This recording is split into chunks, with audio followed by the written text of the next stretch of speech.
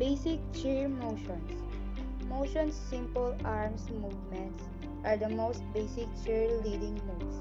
It is important to practice the correct technique of every motion and perform each one sharply. This is our basic cheer dance motions. Beginning stance. Feet together, hands down by the side blades.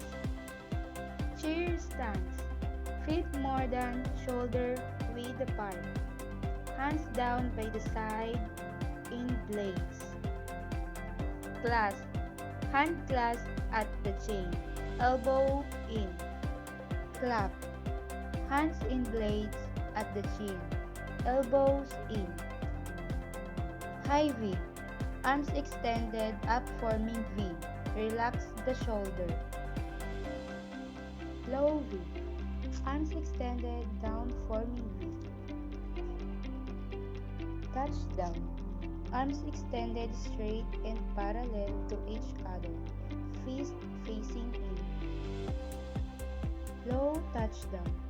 Arms extended straight down and parallel to each other. Fist facing in. Bowing arm. One arm extended to the side with other arm bent at elbow in a half T motion.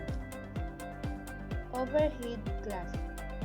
Arms are straight above the head in a clasp and slightly in front of the face. Tabletop. Arms bent at elbow, fist in front of shoulders. Low clasp.